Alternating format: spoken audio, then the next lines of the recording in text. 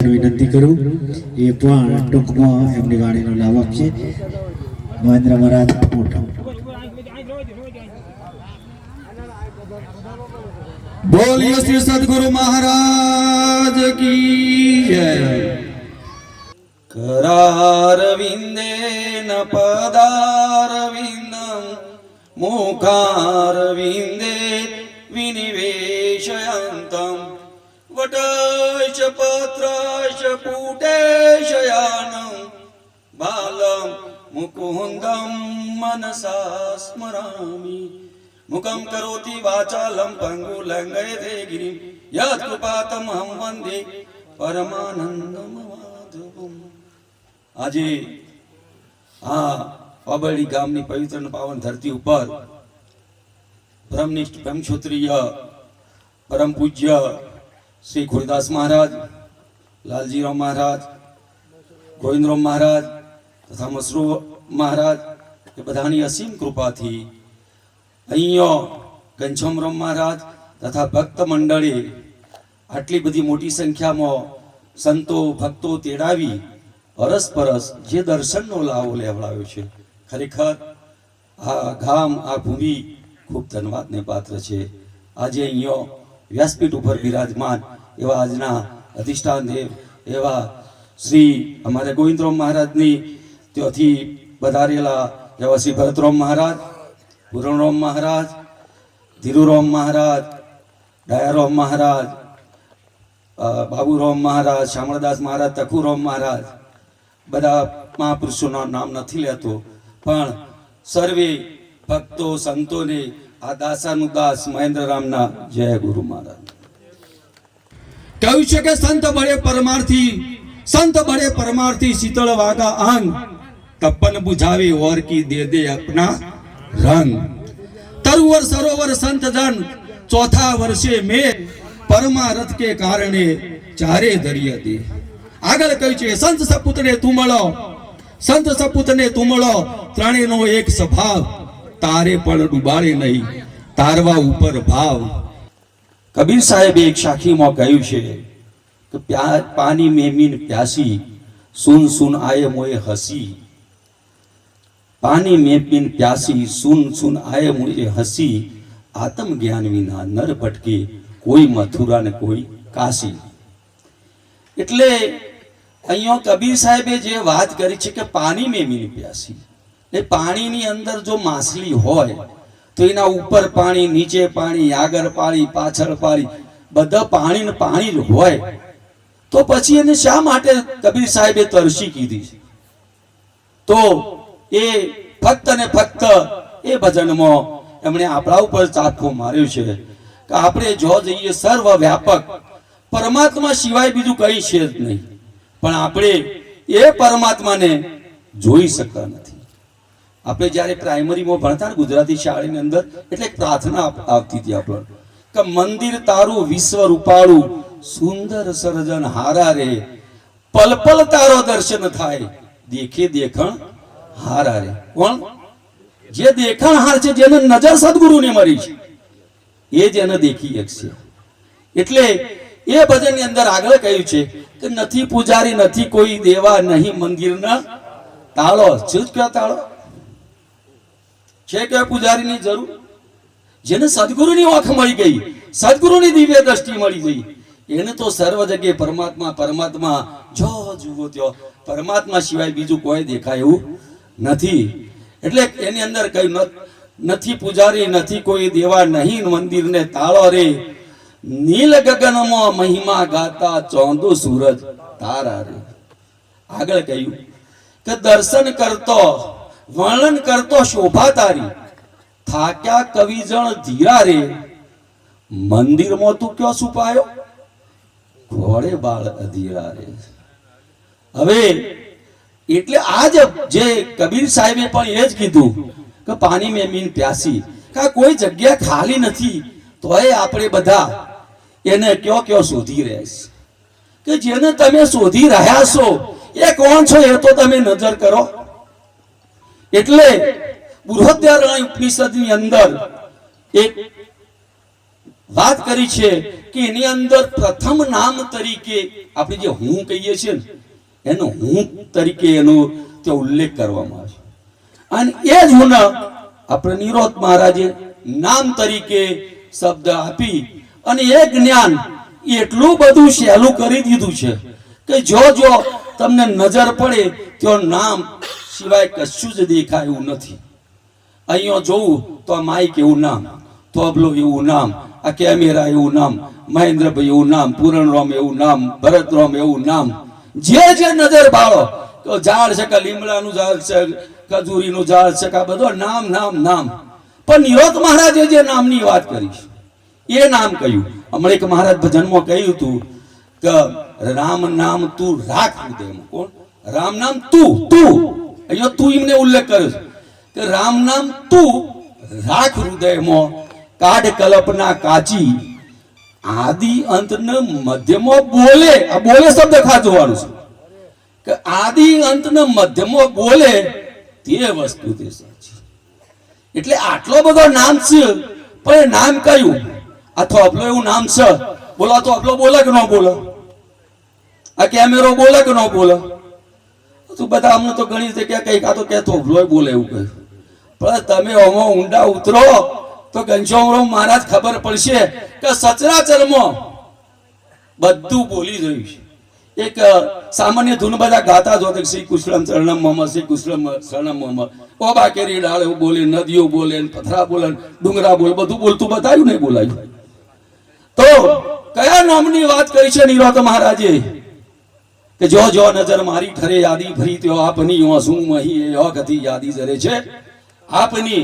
એટલે આ જે સર્વત્ર દેખાઈ રહ્યું છે એ નામની વાત કરી છે. હવે વેદાંતની અંદર એક શબ્દ છે વ્યાપક. તો આ વ્યાપક બહુ અનૂઠો શબ્દ છે. પણ વ્યાપકનો અર્થ આપણે બધા ઘણી જગ્યાએ ખોટો કરીએ છીએ કે વ્યાપક એટલે બધાની અંદર પરમાત્મા છે એવું નથી. આ તમારી ભૂલ છે કે વ્યાપકનો અર્થ એટલે વ્યાપક એ જ સત્ય છે અને એ જ તત્વ છે અને એ જ તમારું સ્વરૂપ છે. કારણ કે તમારા સિવાય બીજો કોઈ છે જ નહીં. તો તમે કોનું શોધશો? કોને વ્યાપક કહેશો? વ્યાપક તમે પોતે જ છો. એટલે તમારે નક્કી કરી લેવાનું છે કે 3.5 હાથના શરીરની અંદર હું કોણ છું.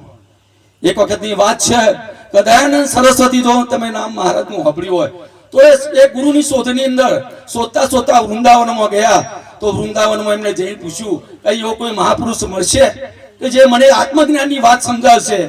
એ વખતે એક ભાઈએ એક આગળ એક ઝૂંપડી બતાવી કે એક આગળ ઝૂંપડી છે, ત્યાં આગળ જાઓ, એમનું નામ વ્રજાનંદ છે. એટલે આ ભાઈ દયાનંદ સરસ્વતી આગળ ગયા, જે ઝૂંપડીનો દરવાજો ખખડાયો એ વખત અંદરથી વ્રજાનંદે પૂછ્યું, ભાઈ તમે કોણ છો? એ વખતે બોલે કે મહારાજ આની શોધમાં તો અહીં સુધી આવ્યો છું. એટલે આપણે આગળ તમે ભાગવત ગીતાની અંદર પણ વાત કરો તો અર્જુન જો સુધી એના 11 અધ્યાય સુધી અર્જુન હજુ ખબર પડતી નથી કે અને એની અંદર જે આ મોહ ને માયા જે રહી હોય એ જતી નથી. એ વખત એ ભાગવત ગીતાના વિભૂતિ યોગની અંદર કૃષ્ણ પરમાત્માને કહેવું પડ્યું કે હે અર્જુન, અણુ અણુમાં હું છું. હે અર્જુન, 12 અદિતિ પુત્રોની અંદર વિષ્ણુ હું છું, 11 રુદ્રોની અંદર શંકર હું છું, અંજુમાલી સૂર્યનું તેજ હું છું, નક્ષત્રનો અધિપતિ એવો ચંદ્રમા હું છું, નદીઓની અંદર ભાગીરથી નદી હું છું, સ્થાવરોની અંદર હિમાલય હું છું, શિખરબંધ પર્વતોની અંદર મેરુ પર્વત હું છું, વેદોમાં સામવેદ હું છું, દ્વંદ્વોની અંદર સામવેદ હું છું, દ્વંદ્વોની અંદર હું દ્વંદ્વ છું. પછી એમણે કહ્યું કે જો તું અર્જુન વાત કરતો હોય તો 5 પાંડવોની અંદર યુધિષ્ઠિર, ભીમ, અર્જુન, નકુલ અને સહદેવ. ભીમ, યુધિષ્ઠિર, નકુલ, સહદેવ અને 5મો અર્જુન હું છું. એ વખત અર્જુન કહે છે કે મહારાજ તમે જો અર્જુન હોય તો હું કોણ છું? એટલે આ વાત ખાસ સમજવા જેવી છે. એ જ વાત નરસિંહ મહેતાએ કહ્યું કે અખિલ બ્રહ્માંડમાં એક તું શ્રી હરિ, જુજવે રૂપ અનંત ભાષે દેહમાં દેવ તું તેજમાં તત્વ તું શૂન્યમાં શબ્દ થઈ વેદ વાસે પવન તું પાણી તું ભૂમિ તું ભૂધરા વૃક્ષ થઈ ફાલી રહ્યો આકાશ. અને એમાં રમણ મહર્ષિ પછીથી આગળની વાત કરી. તો રમણ મહર્ષિને એક 1902 ની અંદર પિલ્લે એને પ્રશ્ન કર્યો કે મહારાજ હું કોણ છું? એટલે રમણ મહર્ષિએ વાત કરી કે આ જે 5 ધાતુઓથી બનેલો આ દેહ એ તું નથી. એથી આગળ 5 જ્ઞાનેન્દ્રિયો શબ્દ સ્પર્શ રૂપ રસ ગંધ એ પણ તું નથી. એથી આગળ 5 કર્મેન્દ્રિયો વાક પાણી પાદ ઉપસ્થ મળ ત્યાગ એ પણ તું નથી. એથી આગળ અંતઃકરણ મન બુદ્ધિ ચિત્ત અહંકાર તું નથી. આ બધું બાદ કરતો છેલ્લે જે વધે એ તું છે. એટલે મહાપુરુષે એક ભજન ની અંદર કહ્યું, ખાલી 2 લીટી કહું વગાડજો કે હું અસંગ છું, હું અક્ષય છું, સચ્ચિદાનંદ ઘન સ્વરૂપ છું. હું અસંગ છું, હું અક્ષય છું, સચ્ચિદાનંદ ઘન સ્વરૂપ છું. ઉપાદાન કારણ નહીં, નિમિત્ત કારણ નહીં, કાર્ય કારણ થી પરશું. હું અસંગ છું, હું અક્ષય છું, સચ્ચિદાનંદ ઘન સ્વરૂપ છું. એની અંદર આગળની પંક્તિની અંદર કહ્યું છે કે જે સ્થૂળ દેહ કારણ દેહ અને સ્થૂળ દેહ સૂક્ષ્મ દેહ ને કારણ દેહ એ પણ હું નથી. જાગ્રત સ્વપ્ન અને સુસુપ્તિ એ અવસ્થા પણ હું નથી. આ બધું વાત કરતા જે છેલ્લે વધ્યા એ જ તમે છો. પણ તમારે જાગી જવાની જરૂર છે. તમને એક નાનું દ્રષ્ટાંત આપું. એક ગામની વાત કરું કે એક ભાઈ બહુ સુખી માણસ હતો, સુખી પરિવારનો. હવે રાત્રે હોઈ ગયો ને એને એક સપનું આવ્યું તો એની અંદર એકદમ ગરીબ થઈ ગયેલો. અને એવો ગરીબ કે 3 દિવસથી એનો છોકરો ભૂખ્યો. આવો ગરીબ, ખરેખર અમીર હતો જાગ્રતમાં, પણ રાતે સપનું આવ્યું તો એની અંદર આવી દશા કે 3 દિવસથી છોકરોએ ખાધેલું નહીં એટલે ના રહેવરાયું. એટલે રાત્રે ચોરી કરવા ગયો. આ સપનાની વાત કરું છું. રાત્રે ચોરી કરવા ગયો. કોના હાટું થઈ? છોકરો હાટું થઈ. અને પકડાઈ ગયો એટલે એને 12 મહિનાની જેલ થઈ. હવે 12 મહિનાની જેલ થઈ.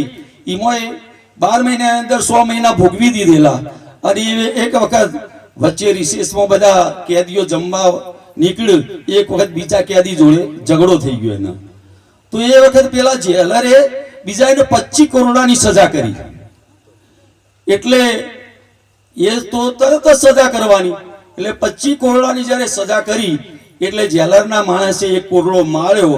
એટલે પેલો બોલે કે 1 એટલે મારે 2 એટલે કે કે 3 એટલે 4 કે અને 5 કરીને બોલ્યો ને એટલે પેલી બાજુમાં ઘરવાળી જાગી જાય. 1 2 3 4 5 શું કર્યું છે, હું મોડ્યું છે એટલે ઉઠાડ્યા.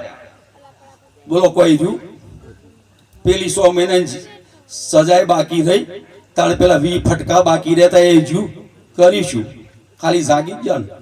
એટલે તો નરસિંહ મહેતાએ પણ કહ્યું કે જાગીને જોવું તો જગત દિશે નહીં, ઊંઘમાં અટપટા ભોગ પાસે, ચિત્ત ચૈતન્ય તદરૂપ વિલાસ, ભ્રમ લટકા કરે ભ્રમની પાસે.